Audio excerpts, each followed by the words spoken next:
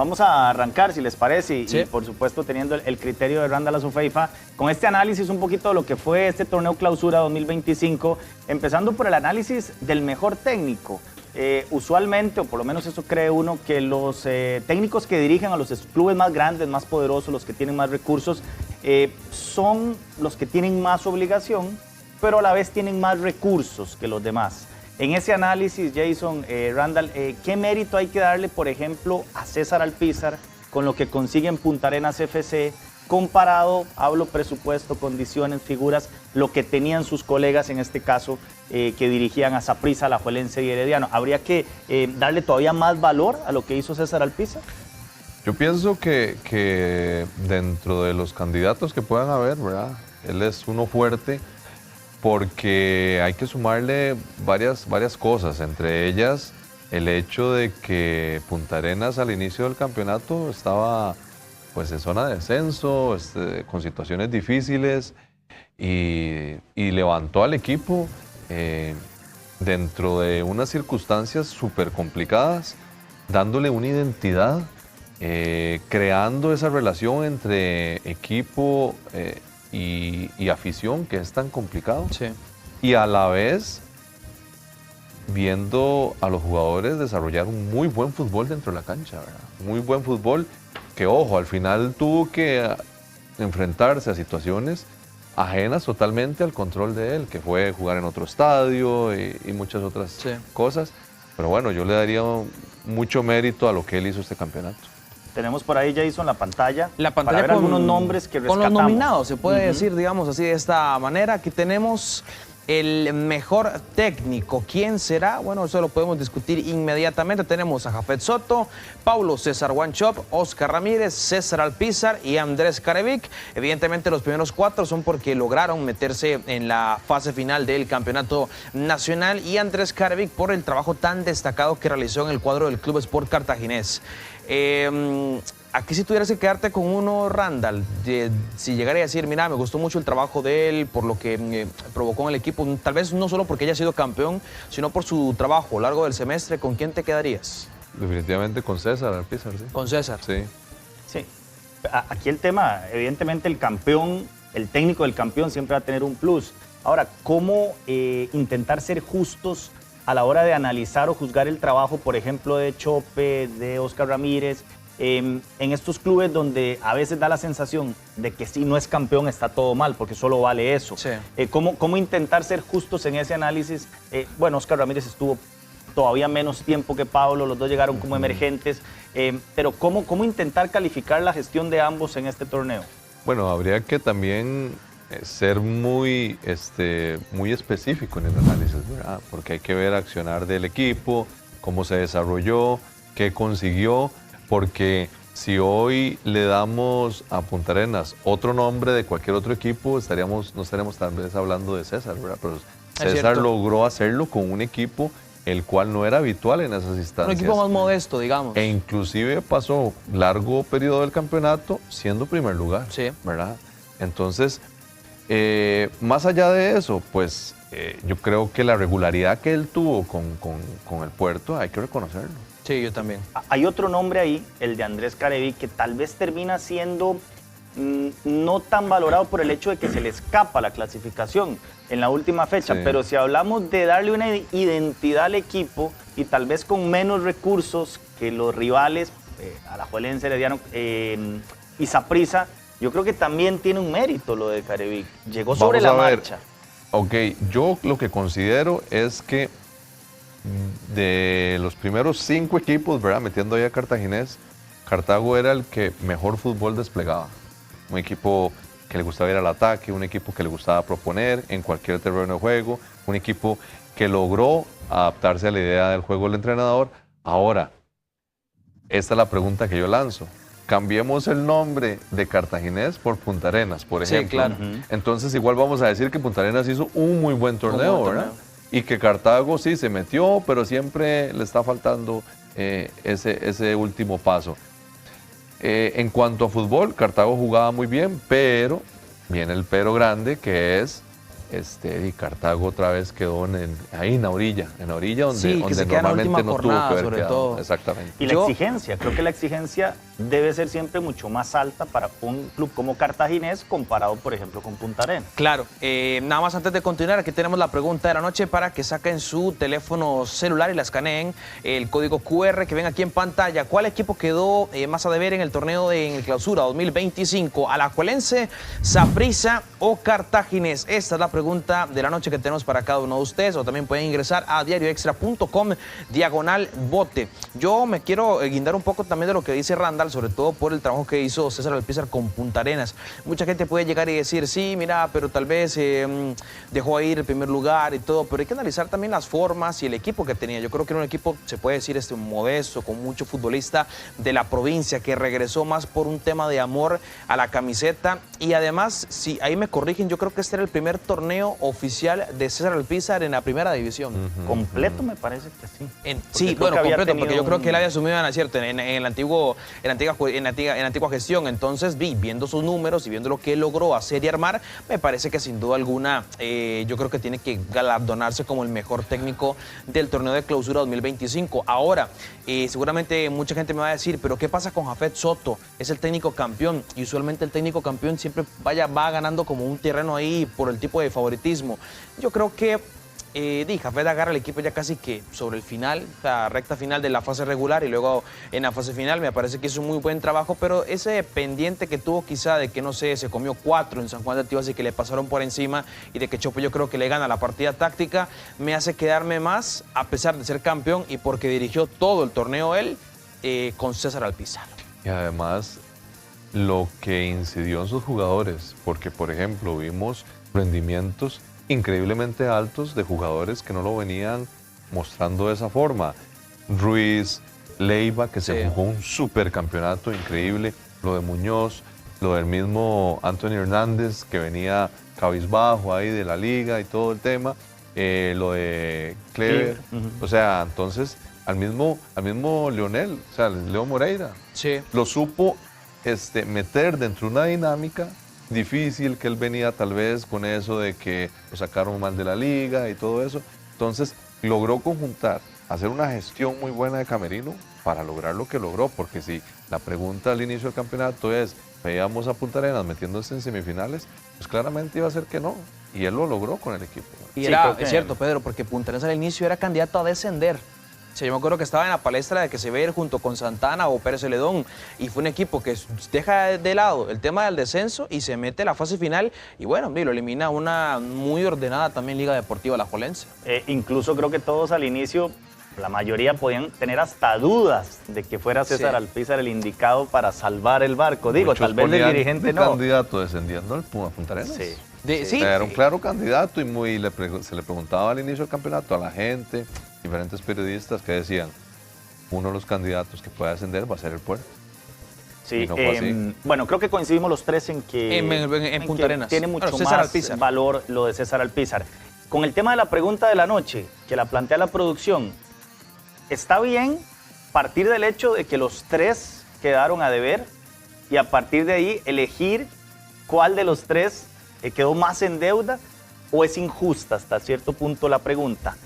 Porque claro, Cartaginés no clasifica, y a Saprissa y la Liga pues siempre se le exige el título. Claro. Saprissa ni siquiera llega a la final. ¿O sentís que alguno de los tres no quedó a deber, Randall? Lo que pasa es que esa pregunta siempre va a surgir, siempre se va a poner sobre la mesa. ¿Por qué? Porque, y claramente, y voy a decir algo obvio, pues el campeón solo va a ser uno. Entonces, en dado caso, póngale el nombre que usted quiera ponerle al campeón, los otros pues van a quedar a deber. En este caso, pues se van dando situaciones dolorosas, ¿verdad? Por ejemplo, siendo más específicos, lo de Cartago, que ya lo dijimos, muere en la orilla. Lo de Alajuelense, que entraron a semifinales con muchísimas dudas, al igual que Saprissa, terminan dando la vuelta. Sí, la campanada, como se dice popularmente, y logran meterse. En este caso, Alajuelense logra dar ese salto. Con tan mala fortuna que termina cayendo una botella en la cancha y termina jugando en otro estadio. Entonces, pues sí, van a quedar a deber, porque en este tipo de equipos, de instituciones, siempre se va a exigir el título.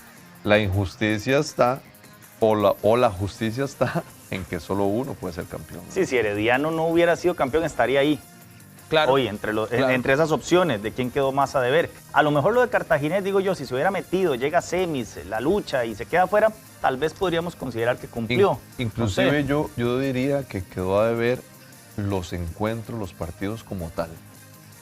Yo creo que faltó algo más en esas finales, en esas semifinales. Por ejemplo, cuando vimos el partido donde Punta Arenas tuvo que trasladarse a Pavas para jugar de casa, También. no fue un partido bueno. El partido que juega Alajuelense contra Saprissa en Alajuela no fue un buen partido. Sí, es cierto. Y la final como Los tal, dos de la final sí, fueron... no fueron tan buenos partidos. O sea, no se sintió esa emoción de lo que conlleva una final. Entonces yo diría que va más por ahí. Ojo, sin desmeritar lo que hizo el Herediano, que es el justo campeón de este torneo. Sí, porque Sí. también alguien podría cuestionarte tácticamente, aunque tal vez a nivel de la gente vistoso no fueron los partidos, los dos de la final. Pero Tal vez se la gente podría- prefiere el 3-3 de Saprissa Alajuelense, pero alguien podría decirte tácticamente, pues los dos defensivamente fueron un desastre, cada uno en su lapso de partido. Y eso es lo que le quería preguntar a Randall. ¿Se puede decir que esta fase final es la fase final, valga la redundancia, con menos nivel y vistosidad, quizá de qué, los últimos 5 años?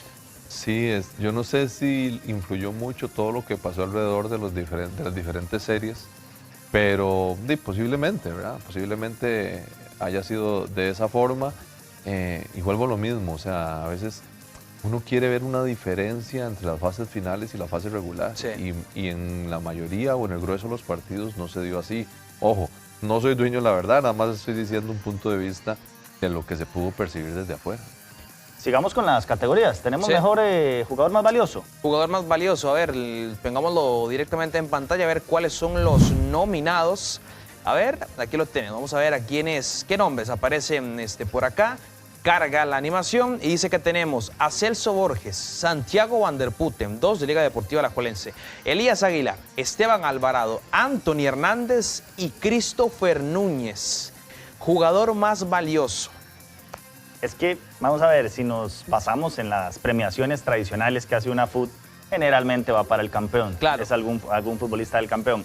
Pero aquí creo que podríamos intentarlo, elegir a partir del impacto y la influencia que tuvo dentro de su equipo y cuánto lo potenció para llegar hasta donde haya llegado. Quiero arrancar con el caso de Celso, Randall, y consultarte porque a veces damos por descontado que estos grandes futbolistas, cuando vuelven al país, pues tienen que rendir. Y hemos visto que hay algunos que les ha costado más. ¿Qué tan valioso es lo de Celso? Porque a veces se le castiga mucho, siento yo, por el hecho de que no ha conseguido el título local. Pero llegó y desde que llegó es indiscutible. Bueno, ha conseguido 2 títulos Centroamericanos. centroamericanos invictos, ¿verdad? No él, en general el equipo. Yo lo resumo de esta forma. La liga con Celso es una y sin Celso es otra. O sea, me parece lo más regular, lo mejor que tiene Alajuelense en este momento en cuanto a rendimiento.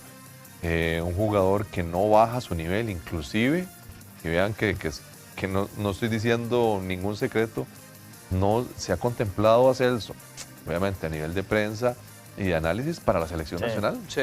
¿Eso qué quiere decir? Que está con un nivel bastante alto, un nivel elevado en cuanto a su rendimiento.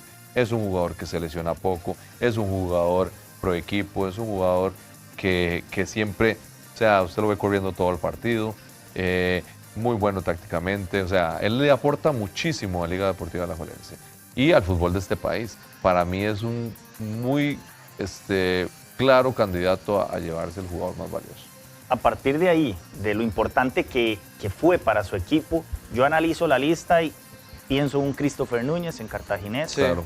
Anthony Hernández en algunos momentos, creo que sobre todo tal vez la primera parte del campeonato.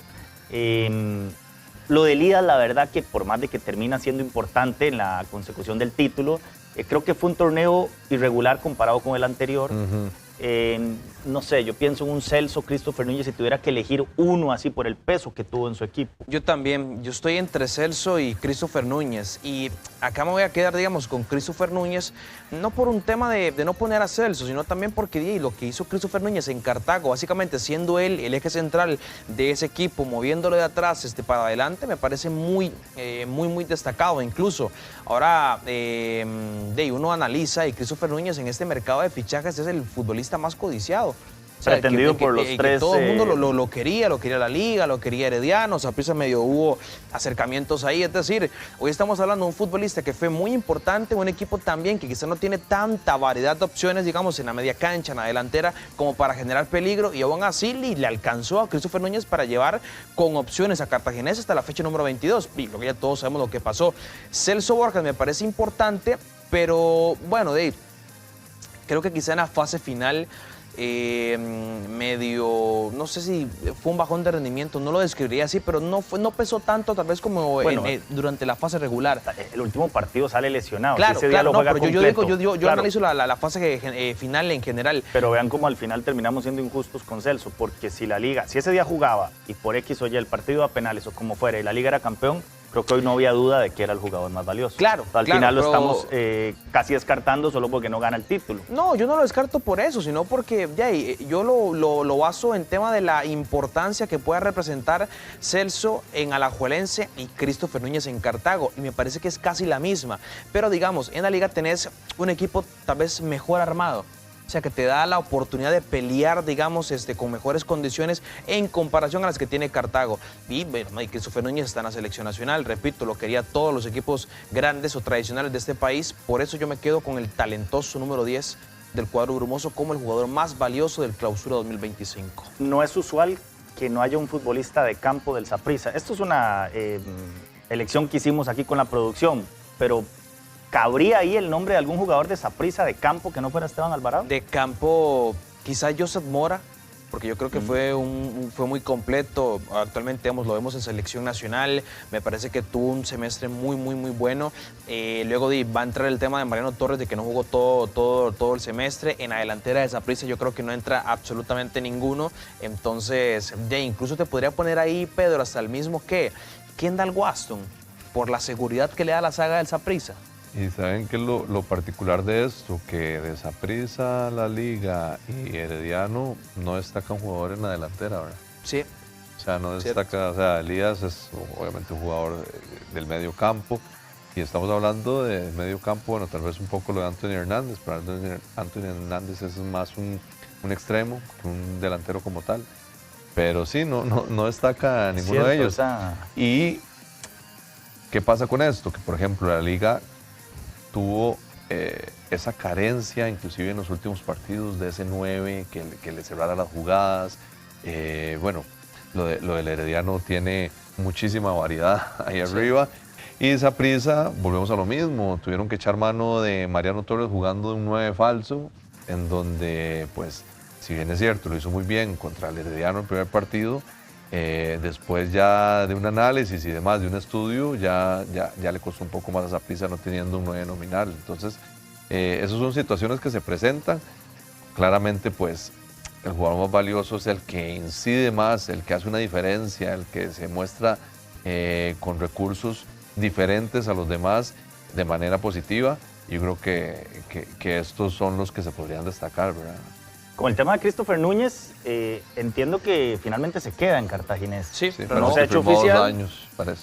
¿Cómo lo...? Vamos a ver, con eso, a la gente ya la tenía de su lado, pero con esto se la gana en absoluto, porque es rechazar ofertas de Alajuelense, Saprissa y Herediano, que dicen andaban ahí detrás de él. El jugador en el fondo sabe, vamos a ver cómo lo digo, en Cartaginés es el dueño casi del equipo. Se lo van a armar alrededor de él.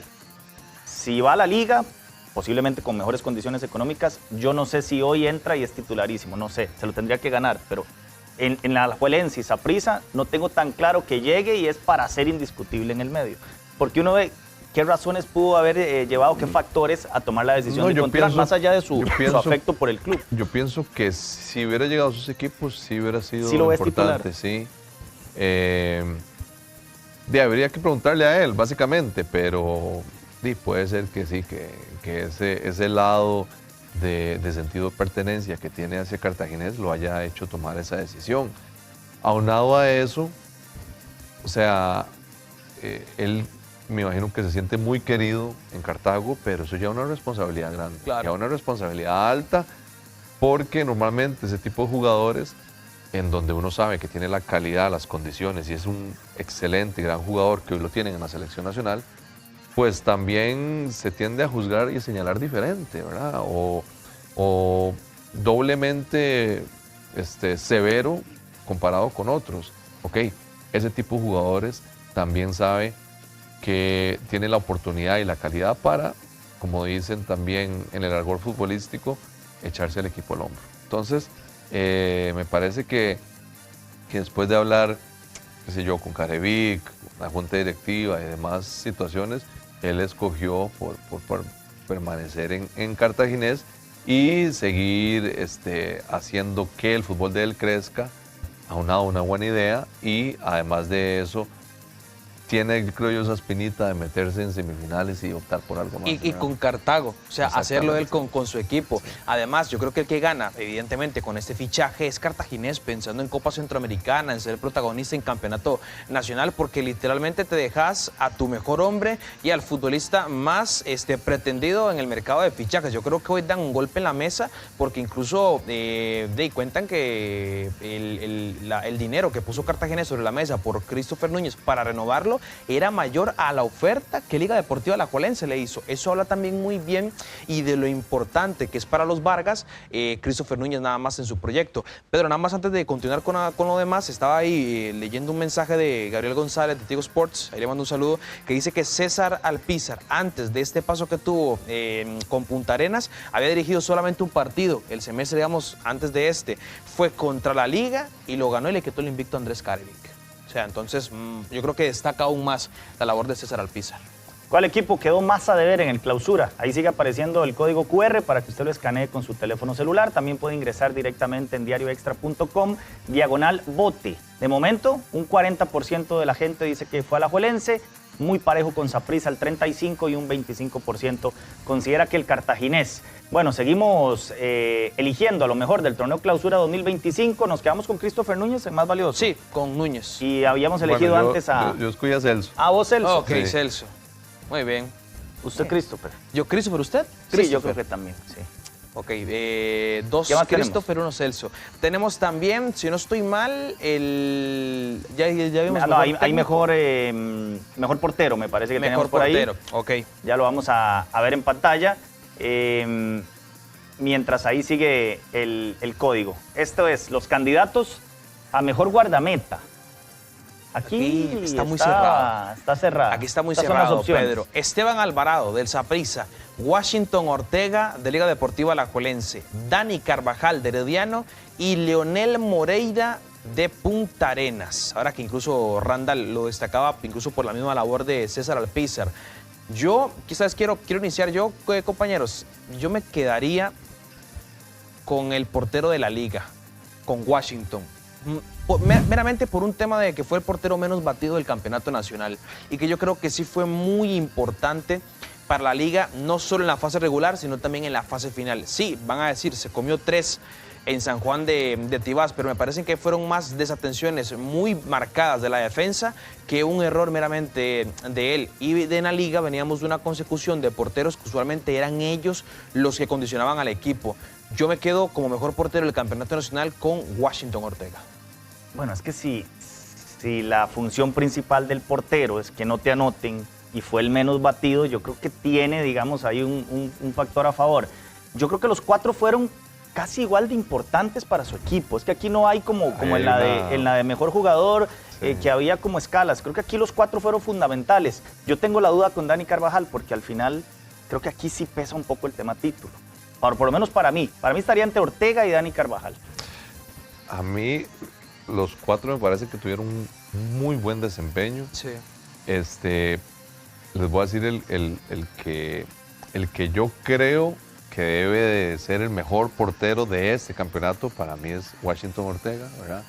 Por la seguridad que llegó a dar en Liga Deportiva Alajuelense, porque la Liga en dado momento siempre se presentaba como un equipo que sometía a su rival, que iba al ataque, y ser portero en esas instancias es muy complicado, porque muchos porteros están deseando que les rematen, estar ahí parando balones, que fue lo que le pasó a Leonel Moreira en este campeonato, ¿verdad? Entonces, él en los momentos justos intervenía para tener el marco en cero. Ahora, pues habrá sus gustos de uno u otro portero. Me parece que lo que genera Esteban Alvarado en el arco de Saprissa es increíble, ¿verdad? Balones donde uno dice van a entrar y de repente aparece la mano salvadora de Esteban, ¿verdad? Como que es más imponente, tal vez. Ahí, se como impone dentro mucho, debajo del arco es muy fuerte, muy fuerte. Bueno, él tiene ya su trayectoria, ha jugado en Europa y demás.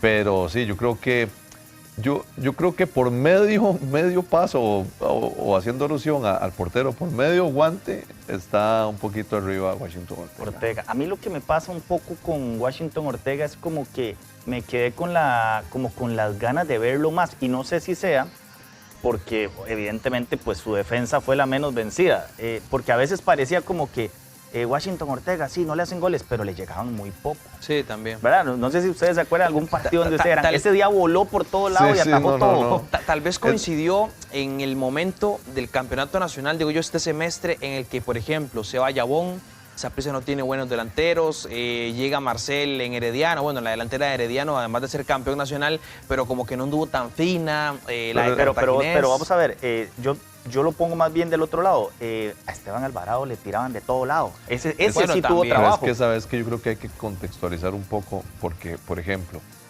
la Liga fue el equipo que más empató, ¿cierto? Sí. Ok, entonces, ¿cuántos de esos partidos que empató la Liga el otro equipo quiso deshacer ese empate?